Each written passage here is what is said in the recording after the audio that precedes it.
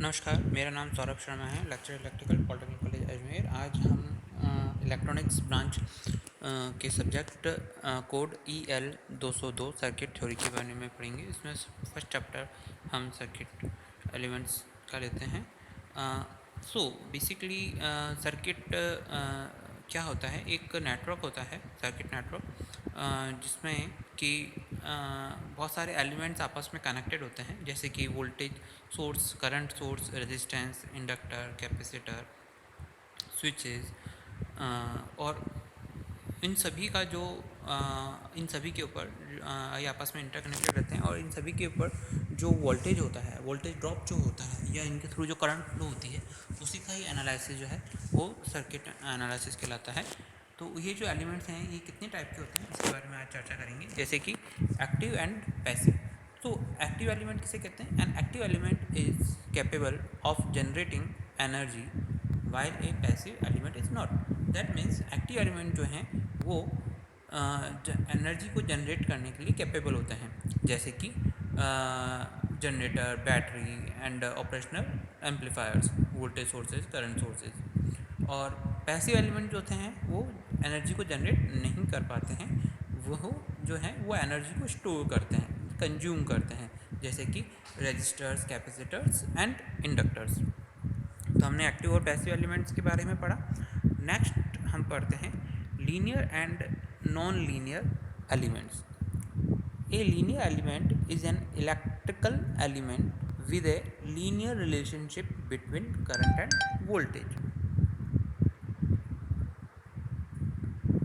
जैसे कि resistors are the most common example of linear element. That means linear element वो होते हैं जिनका रिलेशनशिप लीनियर हमें मिलता है करंट और वोल्टेज के साथ में।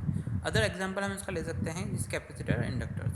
जबकि नॉन लीनियर एलिमेंट्स वही एलिमेंट्स होते हैं जो कि उन्हें नॉन लीनियर डिवाइस भी कह सकते हैं। ये वह एलिमेंट्स होते हैं जिनका वोल्टेज और करंट के साथ में लीनियर रिलेशनशिप्स हमें प्राप्त नहीं होता है, जैसे कि diode. The current through a diode is a non-linear function of the voltage over its terminal। इसको आप इस तरह से समझ सकते हैं कि अगर हम डायोड का ग्राफ देखें तो वह स्टार्टिंग में बहुत तेज़ी से राइज होता है, फिर धीरे धीरे कम राइज होता है, फिर वो एक्सपोनेंशियली राइज होता है। तो वोल्टेज और करंट के बीच में इसका रिलेशन जो है शिप हमें इस तरीके से मिलता है।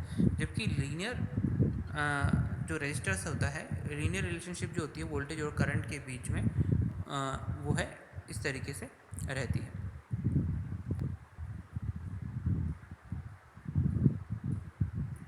नेक्स्ट हम करते हैं बायलैटरल एंड यूनिलैटरल एलिमेंट।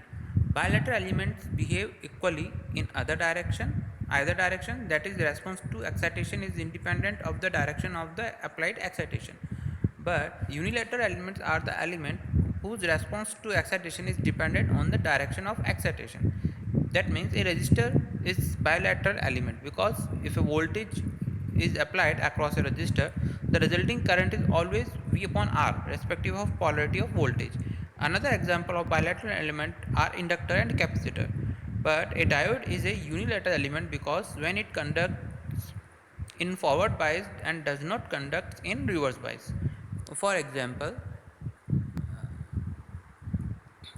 जो रेजिस्टेंस होता है उसके अक्रॉस अगर हम वोल्टेज फाइंड आउट करते हैं तो हमेशा इसमें जो हमें करंट मिलेगा, क्या मिलेगा, I=V/R मिलेगा। बट अगर हम डायोड की बात करते हैं तो डायोड में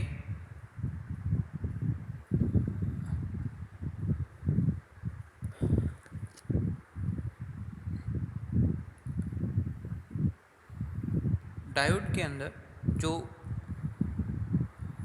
फॉरवर्ड बायस होता है उसी में ही आपका करंट फ्लो होता है, रिवर्स बायस के अंदर आपका करंट फ्लो नहीं होता है। दैट मीन्स P और N जंक्शन, ठीक है। फॉरवर्ड बायस जो होता है उसके थ्रू ही आपका करंट फ्लो होता है। नेगेटिव रिवर्स बायस के अंदर डायोड जो है वो करंट को फ्लो नहीं होने देता है। That is a electronic switch. Next topic में हम आगे चलते हैं, energy sources.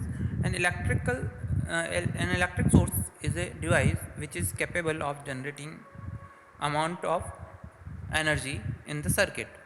Sources are classified as voltage source and current source. Further, it may be classified as dependent and independent sources. हम आगे बढ़ते हैं. Ideal voltage sources. An ideal voltage source provides a prescribed voltage across its terminal. आप यहाँ पर diagram में देख सकते हैं कि एक प्रिस्क्राइब्ड वोल्टेज जो है वो उसके टर्मिनल्स के अक्रॉस प्रोवाइड कराता है. And irrespective of the current flowing through it, the amount of current supplied by the source is determined by the circuit connected to it. Okay. The symbol used to represent ideal voltage sources. And the ideal current sources, an ideal current source provides a prescribed current to any circuit connected to it. The voltage generated by the source is determined by the circuit connected to it.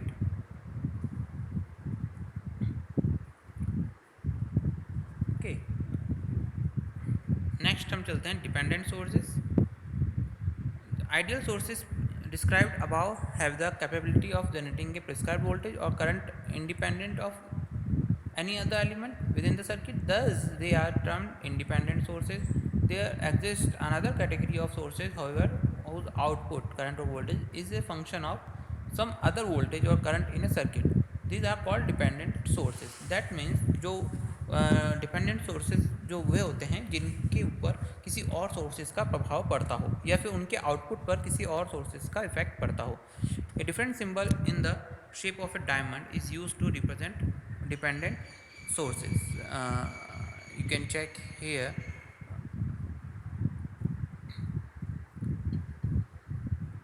That is the dependent sources of voltage and current.